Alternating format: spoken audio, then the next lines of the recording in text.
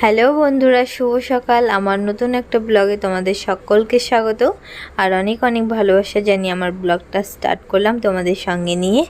আর এখন ঘুম থেকে উঠে পড়েছি। আজকে একটু বেলা করেই উঠলাম, কেননা আজকে তো রবিবার, আজকে পড়ানো নেই। আর যেই দিন আমার পড়ানো থাকে না সেদিনে একটু বেলা করেই ঘুম থেকে উঠি। তো সেই জন্য আর ঘুমটা ভেঙে গেছিলো অনেকক্ষণই আগে। আর সবার কথা শুনে না আরও ঘুমটা তাড়াতাড়ি ভেঙে যায়, কেননা আমাদের গ্রামের লোকেরা একটু সকাল সকালই ঘুম থেকে ওঠে। তো আর মা যেহেতু ঘুম থেকে উঠে হাঁটতে যায়, সব কাকিমারা মিলে একটু গল্প করছিল। তো সেই সব কথাবার্তা শুনে তো ঘুমটা অনেকক্ষণই ভেঙে গেছে। তো বিছানায় শুয়েছিলাম। তো এখন উঠে এই যে বিছানাটা গুছিয়ে নিচ্ছি। আর বাইরে তো রোদ্দুরটা ভালোই উঠেছে দেখতে পাচ্ছি। তো এখনও বাইরে যাইনি, একবারে বিছানাটা গুটিয়ে তারপরেই বাইরে যাব। সোনাই কাল রাতে শোকেসের চাবিটা নিয়ে খেলা করছিল, দিয়ে খেলতে খেলতে মেঝের মধ্যেই রেখে দিয়েছিল। তখন তো আমার চোখে পড়েনি। আর এখন এই যে ঘরটা ঝাড় দিতে এসেছি, তো এখন চোখে পড়লো। মানে ও ঘরে যত জিনিস আছে সব খুঁটিনাটি খুঁজে বের করবে। আবার জানো তো কী করে, মাঝে মাঝে ওর বাইকের চাবি নিয়ে শোকেস খোলে। দিয়ে আমি বলি, কী রে, বাইকের চাবি দিয়ে কি শোকেস খুলবে? বলে হ্যাঁ খুলবে তো। ওই বাইকের চাবি নিয়েই চেষ্টা করবে। তো সেটা তো আর পারে না। তো শেষ পর্যন্ত যেখানে খুশি তো সেখানেই ফেলে রাখে। আর ওর যখন বাজারে যাওয়ার সময় হয় তখন না বন্ধুরা, চাবি আর খুঁজে খুঁজে পাই না, এমন জায়গায় যে ফেলে রাখে তো খুঁজে পাওয়া খুবই মুশকিল হয়ে যায়। তো সেই জন্য ওকে একটু চোখে চোখে রাখতে হয় যে কি করছে কি না করছে। ওকে একা একা রাখলেই বিপদ। সকালের খাবার দাবার খাওয়ার পরে তো তোমাদের দাদাভাই বাজারে চলে গেছিলো, সেই জন্য আর কোনো ভিডিও শ্যুট করতে পারিনি। আর তারপরে আমাকেও তাড়াহুড়ো করে দোকানে দিয়ে এসেছিলো। আর এখন এই যে দোকান থেকে এসেই শাড়িটাও ছাড়িনি, দিয়ে এই যে রান্না করতে বসে পড়েছি। বাইরে সবজিটা করে নিচ্ছি। বাইরে একটু রান্না বান্না করলে কি গ্যাসটা তার একটু অনেক দিন যায়। আর এতগুলো মানুষের রান্না আর এতগুলো করে পদ হয়, তো গ্যাসটা না বেশি দিন যায় না, 1 মাসও গ্যাসটা যায় না, ওই 20 দিন মতো এরকম যায়। তো যেটুকু করা যায় তো সেটুকুই করি। ভাতটা নামিয়ে নিয়েছি আগে, আর এখন এই যে সবজির তরকারিটা করে নিচ্ছি। আর মা বলল যে ঘরে আজকে চিকেন এনেছে যেহেতু, তো মা বলল তাহলে আমি ঘরে চিকেনটা করব, এখন মশলাগুলো করব, তো তুই এই রান্নাগুলো করে নে। আমি বললাম ঠিক আছে। আর দেখো বন্ধুরা, আজকে আমি কানের পরিনি, কেননা কালকে রাত্রে তো তোমরা দেখতেই পেলে যে ভিডিও শ্যুট করেছিলাম বড় কানের পরে, তো সেই কানেরটা খুলে রেখেছি। তো আর পরাই হয়নি, তো পরে পরে নেবো। আর দেখবে বন্ধুরা, কানের না পরলে না মেয়েদের দেখতে ভালো লাগে না, কানের বা নাকের যাই হোক, কানের আর নাকের ছাড়া না মেয়েদের ভালো লাগে না। বাইরে রান্না বান্না কমপ্লিট করে ঘরে চলে এসেছি। আর এখনও দেখি মায়ের মশলা করা কমপ্লিট হয়নি। আর আমাদের মিক্সার মেশিন আছে, তো মিক্সারে করি না, শিলে করলেই কি মশলাটা আরও বেশি ফিনিশিং হয়, আরও খেতে বেশি টেস্টি লাগে। তো মা বলে ঠিক আছে, তোরা যখন পারবি তো পরে করবি। তো সেই জন্য মা এই যে সিলেই করে নিচ্ছে। আর মা একদিকে আলুটা ভাজছে, আবার একদিকে মাংসটাও ম্যারিনেট করে রেখেছে। তো মা না একভাবে একদম সমস্ত কাজটা গুছিয়ে নিয়ে করছে। তো আমি বললাম ঠিক আছে, তো আস্তে আস্তে রান্না করো, অত তাড়াহুড়ো কিছু দরকার নেই। আমার কাছে না বেল ফাটতে চায় না সহজে, আস্তে আস্তে এরকম করে, তো সেই জন্য তো ফাইনালি ফেটে গেছে।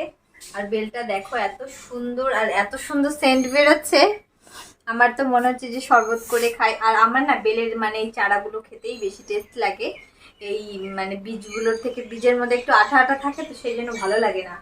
আমি বেশিরভাগ এই চারাগুলোর মধ্যে যা থাকে তো সেটাই খাই, আমার এইগুলোই ভালো লাগে। আর বেলটা না খুবই সুন্দর, পুরো মোমের মতো। দেখো ঘরটা গুছিয়ে একদম স্নান টান করে চলে এসেছি। আর কটা জামা কাপড় রয়েছে কালকের আর আজকের মিলিয়ে অনেকগুলো হয়ে গেছে। আর এই যে আমাদের বাড়িতে নতুন অতিথি এসেছে আজকে। তোমার নাম কি বলো? দিয়া মণ্ডল। ওর নাম দিয়া মণ্ডল। তো ওকে বলেছি যে তাহলে আমাদের বাড়িতে আজকে ভাত খা। বলছে ভাত খাবে না, এটা আমার বিয়ান, ঠিক আছে।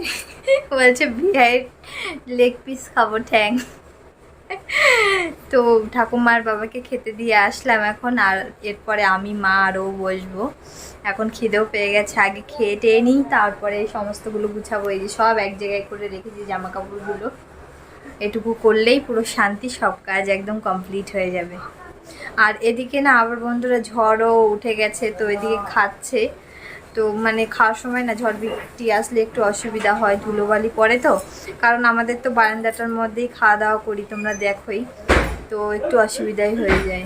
দেখো বন্ধুরা, আমাদের বাড়ি চিকেনের সেন্ট শুনে এই যে আমাদের বাড়িতে আরেকজনা চলে এসেছে। ওর বসার মানে এই চেয়ারে বসলে তো নাগাল পায় না, সেই জন্য পিড়ি চেয়ারের ওপরে পিড়ি দিয়ে তারপরেই বসবে। আবার যেহেতু ওর এঁঠো পড়ে, সেই জন্য এইটা এরকম কোলের মধ্যে নিয়ে তারপরে খাবে। তো কত বুদ্ধি। আর লেগ পিসই খাবে, লেগ পিস ছাড়া আর অন্য কিছু খাবে না। তোমার লেগ পিসটা দেখাও, দেখাও।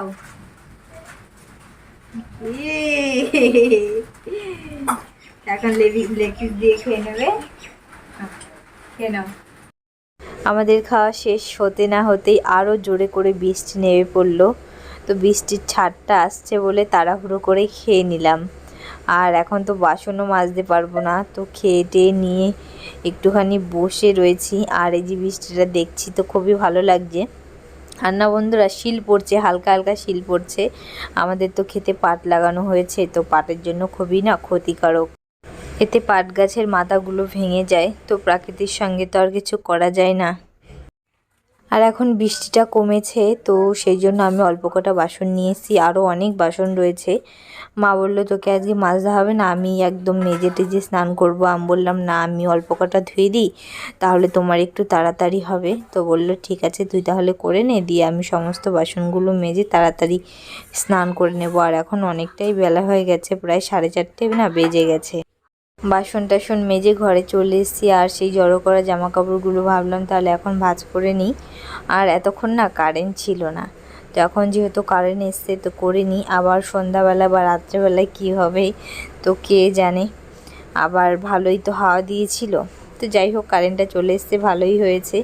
আর তোমাদের দাদাভাই না যে কটা জামা কাপড় পরবে ওই চেয়ারের উপরেই রেখে দেবে, যে নিজে যে একটু গুছিয়ে রাখবে তা রাখবে না। তো আমাদের মেয়েদেরই হয়তো এই সমস্ত কাজগুলো গুছিয়ে করতে হয়, তো সেরকম আমিও করি, আর আমার অসুবিধাও হয় না। খাওয়া দাওয়ার পর থেকে সেই যে বৃষ্টি আরম্ভ হয়েছে এখনও বন্ধ হয়নি। এখন প্রায় 5:45 বেজে গেছে, আর ঘরের সমস্ত কাজকর্মগুলো করলাম। আর আমাদের যেহেতু টিনের চাল বন্ধুরা, হয়তো আমি ভিডিও করছি, হয়তো শব্দ আসতে পারে, শব্দ আসতে পারে না, শব্দ হয়তো আসছে, বুঝতে পারছি। মানে ঝিরঝিরি বৃষ্টি পড়ছে তো, মানে বৃষ্টির আর শব্দ হচ্ছে, আর টিনের চালেই বেশি শব্দ হয়।